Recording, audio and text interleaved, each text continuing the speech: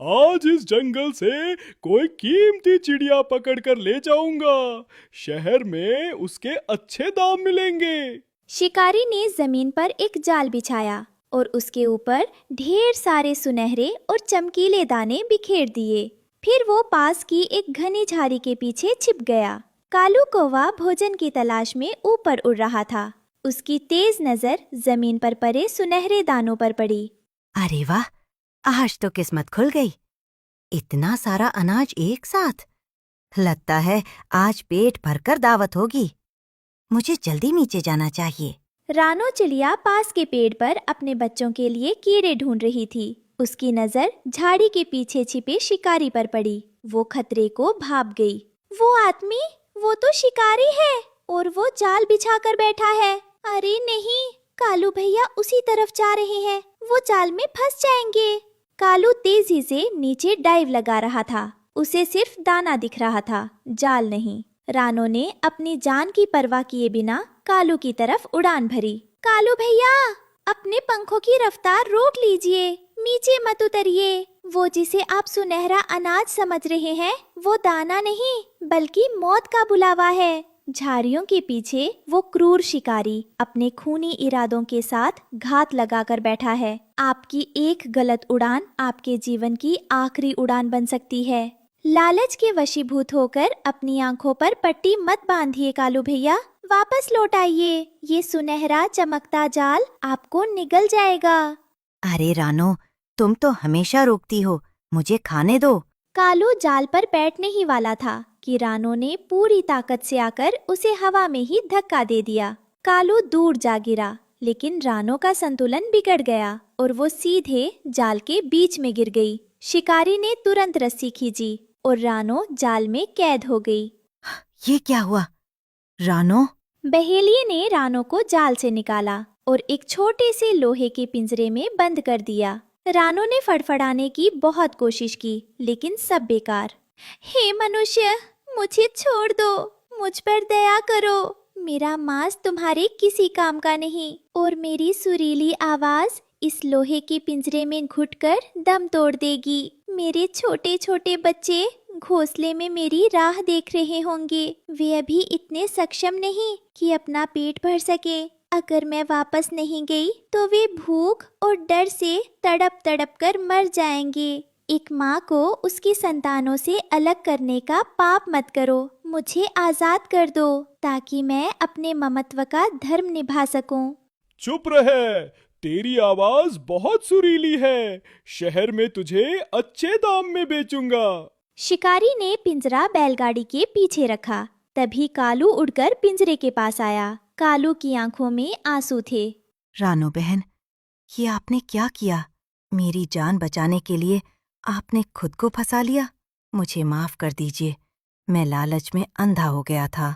कालू भैया, अब पछताने का वक्त नहीं है। मेरी एक आखिरी विनती है आपसे। शिकारी पिंजरे को अपनी गाड़ी पर रखकर चलने लगा। रानो पिंजरे की सलाखों को पकड़कर कालू को देख रही थी।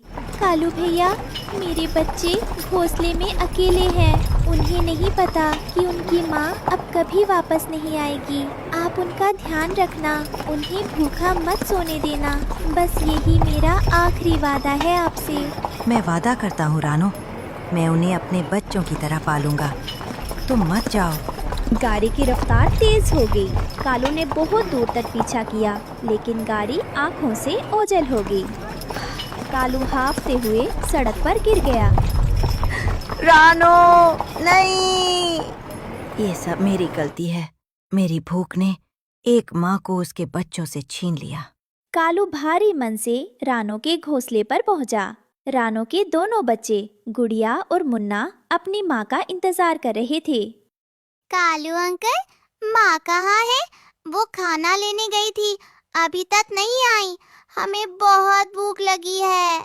कालू की हिम्मत नहीं हो रही थी कि वो सच बताए। उसका गला भर आया। कालू ने अपनी चोंच से लाया हुआ खाना बच्चों को खिलाया। बच्चे अभी भी रास्ते की तरफ देख रहे थे। बच्चों, तुम्हारी माँ अब बहुत दूर गई हैं, एक बहुत जरूरी काम से। जब तक वो नहीं आती, मैं ही तुम्हारी माँ हूँ और मैं ही तुम्हारा पिता। अब मैं तुम्हें कभी अकेला नहीं छोड़ूंगा। अगली सुबह हो गई, लेकिन रानो वापस नहीं आई। उसके बच्चे गुड़िया और मुन्ना उदास बैठे थे। कालू उनके पास बैठा उन्हें दाना खिला रहा था, लेकिन बच्चे खाना नहीं खा रहे थे। कालू अंकल, माँ अभी तक नहीं आई। आपने कहा था वो सुबह आ जाएंगी। हमें माँ चाहिए। डरो मत बेटा, तुम्हारी माँ को मेरी गलती ने तुमसे दूर किया है और मेरा साहस ही उन्हें वापस लाएगा। मैं वादा करता हूँ, या तो रानो वापस आएगी या मैं वापस नहीं आऊंगा। कालू जंगल के सबसे बुजुर्ग हरिया तोते के पास गया, जो कभी शहर के पिंजरे से भाग कर आया था। हरिया दादा, मुझे शहर का रास्ता बताइए। वो शिकारी रानो को वहीं ले गया है, मुझे उसे बचाना है। बेटा कालू, शहर बहुत खतरनाक है। वहाँ धुएं और शोर के सिवा कुछ नहीं है। लेकिन अगर तुम नदी के रास्ते सीधे उड़ते जाओगे तो तुम पक्षियों के बाजार तक पहुँच जाओगे। संभल कर जाना। कालू ने एक लंबी उड़ान भरी। उसने जंगल पीछे छोड़ दिया। नीचे खेत और गांव दिखने लगे। हिम्मत मत हारना कालू, रानो ने तुम्हारी जान बचाई थी। आज कर्ज चुकाने का मौका है। कालू शहर पहुंचा। वहां गाड़ियों का शोर और काला धुआं था। कालू का दम घुटने लगा। उसने ऐसी भीड़ कभी नहीं देखी थी। ओह, यहाँ तो सांस लेना भी मुश्किल है। बेचारी रानो यहाँ कैसे रह रही होगी। कालू भटकते भटकते उस बाजार में पहुंचा, जहां पिंजरे बिक रहे थे। वहां सैकड़ों पक्षी कैद थे। कालू हर पिंजरे में झांक रहा था। एक कोने में, एक छोटे और गंदे पिंजरे में रानो बेहोश पड़ी थी। उसने खाना छोड़ दिया था। रानो बहन, आंखें खोलिए, देखिए मैं आ गया। कालू भैया, आप यहाँ चली जाइए। वो शिकारी आपको मार डालेगा। मेरे बच्चों को कौन संभालेगा? बिना आपको लिए मैं यहाँ से नहीं हिलूंगा। तभी बहेलिया डंडा लेकर आया। कालू ने अपनी जान की परवाह नहीं की। उसने बहेलिये के हाथ पर जोर से काट खाया और फुर्ती से पिंजरे की कुंडी पर चोंच मारी। उड़ जाइए रानो बहन, जल्दी, बच्चों के लिए उड़ जाइए। रानो ने कालू का दर्द देखा और आंसुओं के साथ पिंजरे से बाहर उड़ान भरी। कालू भी लंगड़ाते हुए उसके पीछे उड़ गया। सूरज डूब रहा था।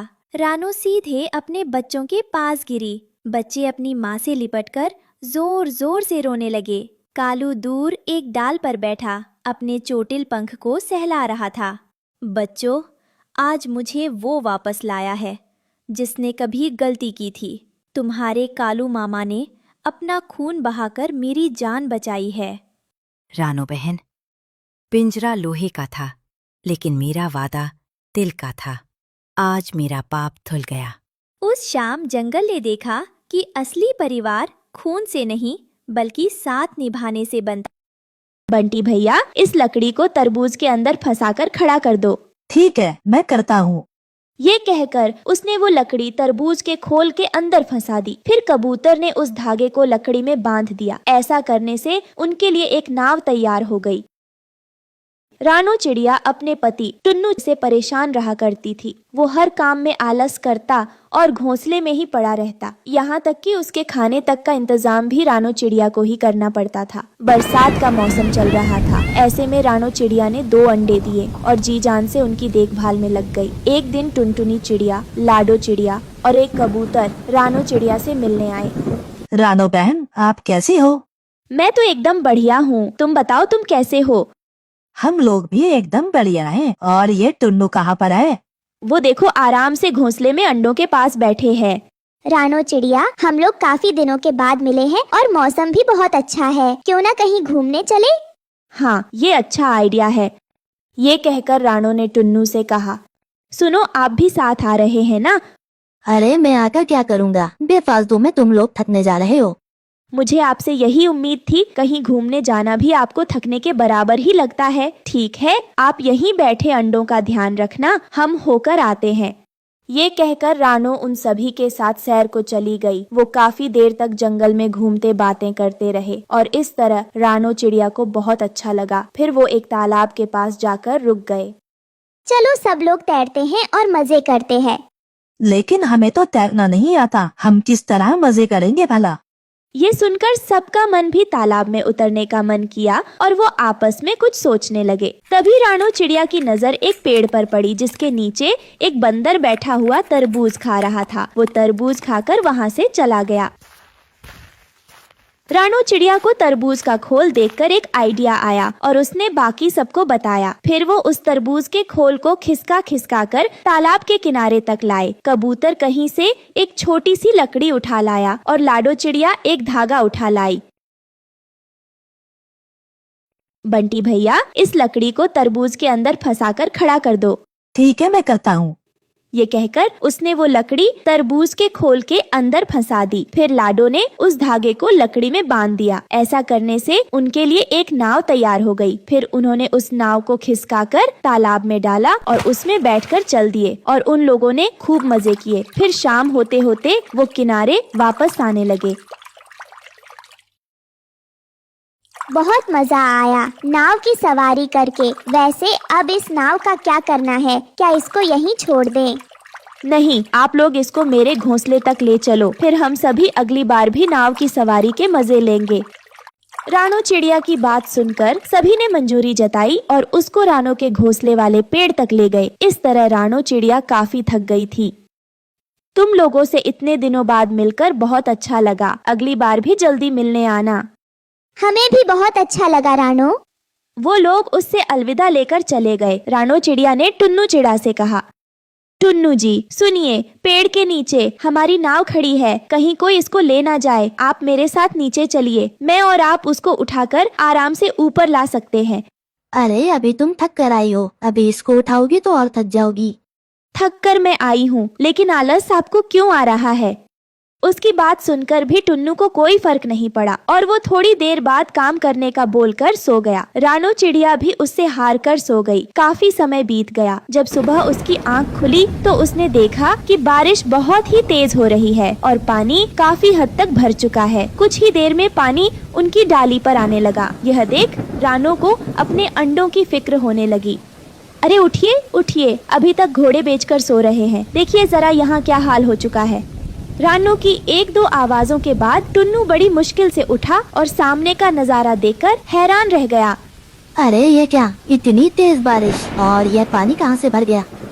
ये सोचिए कि अब हम अपने अंडों को कैसे बचाएंगे। मुझे कुछ भी समझ में नहीं आ रहा। अगर आप उस समय मेरी बात मानकर उस नाव को ऊपर ले आते तो हमारे अंडे बचाए जा सकते थे, लेकिन वो नाव तो अब पता नहीं कहाँ होगी और ये घोंसला भी पानी की चपेट में आकर डूबा ही जा रहा है। यह सुनकर टुन्नू को अपनी गलती का एहसास हो चुका था, लेकिन अब पछताने से कोई फायदा नहीं था। तुम ठीक कह रही हो, आज मेरे आलस की वजह से हमारे अंडे खतरे में हैं, लेकिन मैं इन्हें कुछ नहीं होने दूंगा। मैं अभी किसी को मदद के लिए बुला कर लाता हूँ। ये कहकर वो हवा में उड़ गया। रानो चिड़िया को बहुत फिक्र होने लगी थी, लेकिन वो अपने अंडों को छोड़कर नहीं जा सकती थी। टुन्नू काफी देर तक उड़ता रहा और वो जहाँ भी जाता उसको घोंसले खाली ही नजर आते, क्योंकि सभी पंछी खुद की जान बचाने के लिए जंगल छोड़कर जा चुके थे। उसको कई पक्षी घोंसले पानी में डूबते हुए भी नजर आए, जिनको देखकर वो डर गया। अब तो मैं कुछ भी नहीं कर सकता। हमें हमारे अंडों को अपनी आंखों के सामने डूबते हुए देखना पड़ेगा। ये कहते हुए उसकी आंखों में आंसू आ गए और वो वापस अपने घोंसले की तरफ चल दिया। रानो चिड़िया बहुत ही परेशान थी। पानी अब काफी ऊपर आ चुका था और उसकी डाल को छूने लगा था। कुछ ही मिनटों में वो घोंसले के ऊपर तक आने वाला था। हे भगवान, मैं अपने अंडों को कैसे बचाऊं? लगता है उनको कोई मदद के लिए भी नहीं मिलने वाला। पूरा जंगल खाली हो चुका है। अभी वो परेशान हो ही रही थी, पानी घोंसले को छूने ही लगा था और अंडे हिलने लगे। कुछ ही पलों में पानी अंडों तक पहुंचने वाला था। तभी उसने देखा कि सामने से टुन्नू अपनी चोंच के अंदर तरबूज की नाव दबाए उड़ता आ रहा है। वो डाल पर आकर रुक गया और उसने नाव वहाँ पर रखी।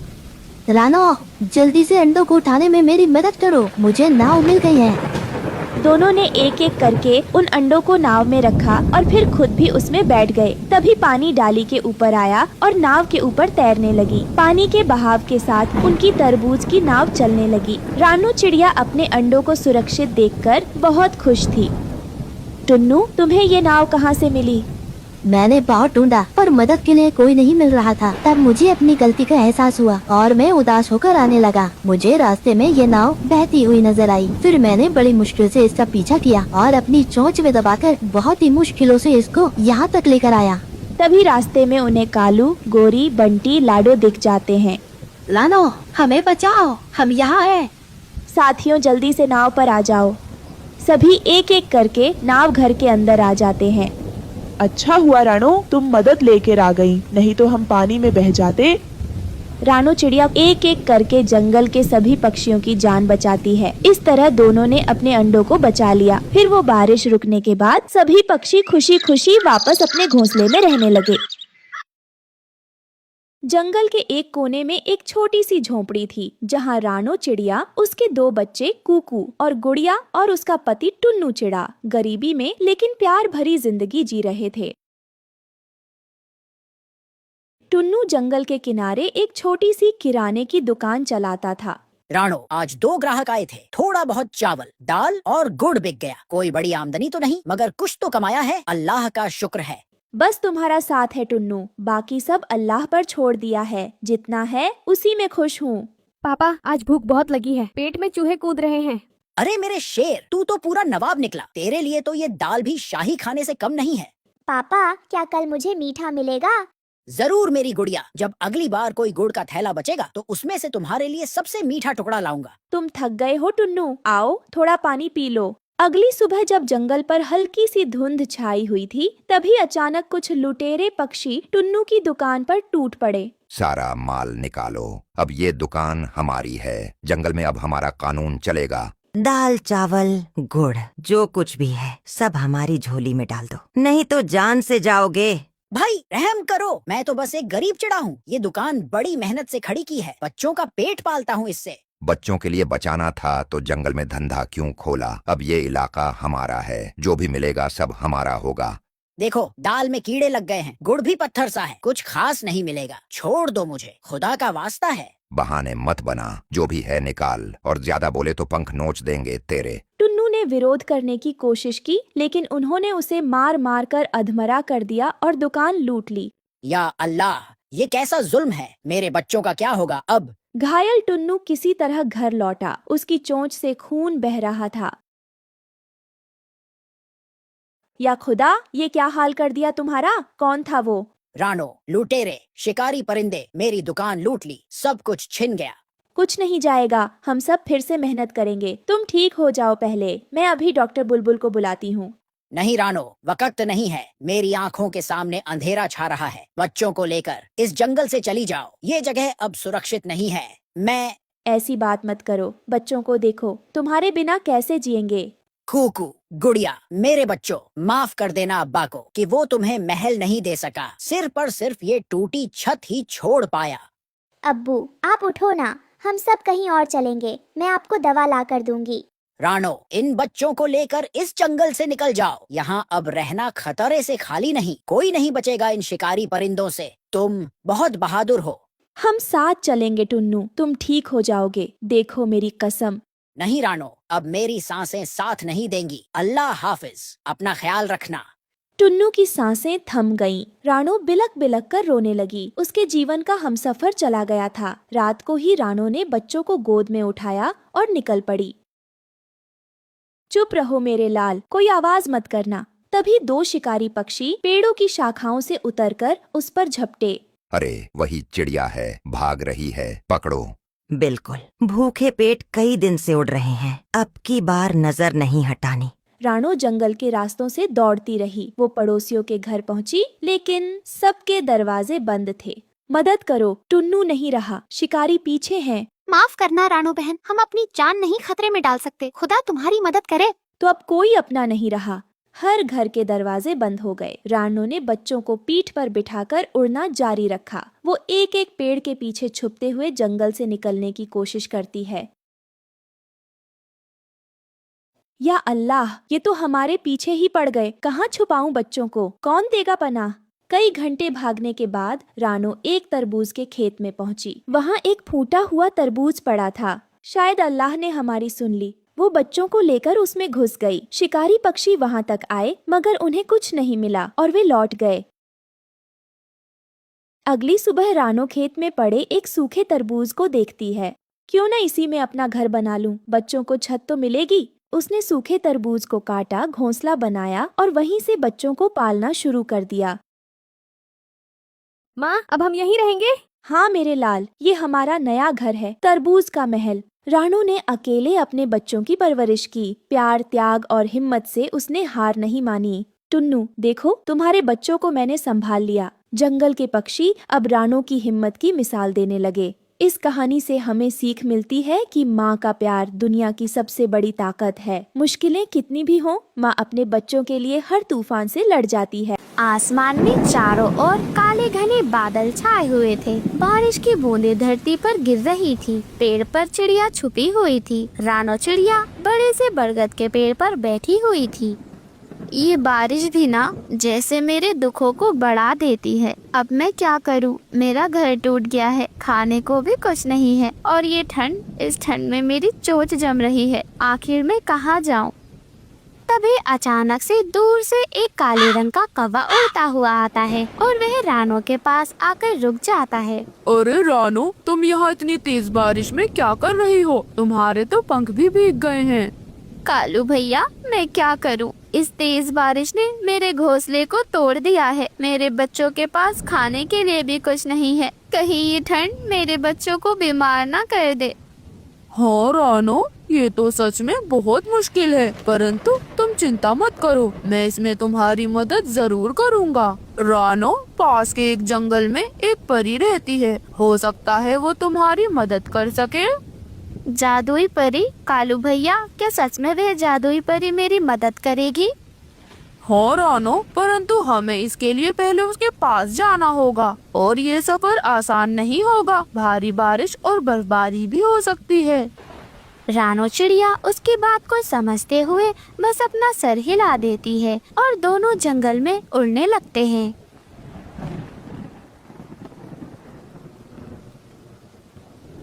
ऐसे ही रानो चिड़िया और कालू कौवा दोनों ही एक घने जंगल में पहुंच जाते हैं, जहां पर चारों ओर बर्फ जमी हुई थी। पत्तियों पर पानी की बूंदें चमक रही थी। तभी रानो चिड़िया ठंड से कांपते हुए कालू कौवे से कहती है, कालू भैया, यहाँ तो बहुत ज्यादा ठंड है। क्या हम सही रास्ते पर हैं? हाँ रानो, ठंड तो बहुत ज्यादा है, परंतु तुम चिंता मत करो, हम बिल्कुल सही रास्ते पर हैं। वह देखो, वह बड़ा सा पेड़, वह जादुई परी का पेड़ है। तभी रानो चिड़िया को एक बड़ा सा चमचमाता हुआ पेड़ दिखता है। उस पेड़ पर तो जादुई रोशनी बिखरी हुई थी। पेड़ के आसपास एक सुंदर परी खड़ी हुई थी। उसके पंख इंद्रधनुष के जैसे चमक रहे थे। तभी जादुई परी मुस्कुराते हुए कहती है, आपका स्वागत है रानो और कालू। मुझे पता है आप यहाँ क्यों आए हो। परी जी, आपको कैसे पता कि हम यहाँ पर क्यों आए हैं? रानो, मैं सब जानती हूँ। तुम एक सच्ची माँ हो जो अपने बच्चों के लिए हर मुश्किल को सहने के लिए तैयार हो। तुम चिंता मत करो, मैं तुम्हारी मदद जरूर करूँगी।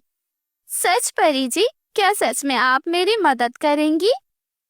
हाँ रानो, मैं तुम्हारी मदद जरूर करूँगी, परंतु तुम्हें मेरा एक काम करना होगा। तुम्हें झील के किनारे जाकर एक फूल लाना होगा और वही फूल तुम्हारे लिए एक नया घर बना कर देगा।